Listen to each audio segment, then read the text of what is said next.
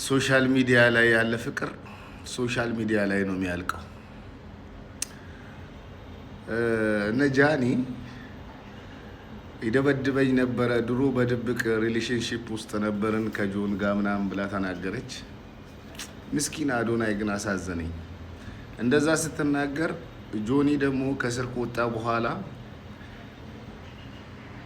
ጃኒ ከአዶናይ ጋር ከሆነች በኋላ ደውላ ኦንላይን ስትፈቀፍቅ ያለውን ቪዲዮ አውጥቶ ያው ድምፁን ብቻ ነው ያሰማው። እሷ ደበደበኝ ምናምን ብላ አካውንቴን አዘጋብኝ ምናምን ብላ እንትን ስትል እሱም ራሱን ለማጥራት ከአዶናይ ጋር ሆና ባለችበት ሰዓት ላይ ያደረገችውን ቺት ምናምን ነገር ለማጋለጥ ሞክረዋል። ለማንኛውም ሶሻል ሚዲያ ላይ የሚታይ ፍቅር እውነቴን ነው ማለት ሁሉም ፌክ ነው።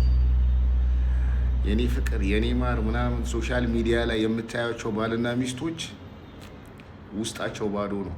በጸብ የተሞላ ነው። በጭቅጭቅ የተሞላ ነው። ለዛ ነው ሶሻል ሚዲያ ላይ የሚወጣ ወንድም የምትወጣ ሴትም የተባረከ ትዳር አይኖራቸው።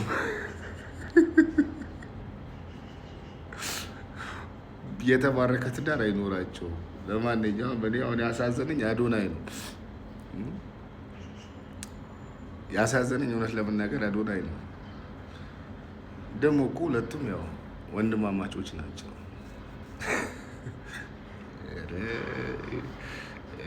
ፈቀፈቀችው ጃኒ ረቺት ኡዙ ቢላሂ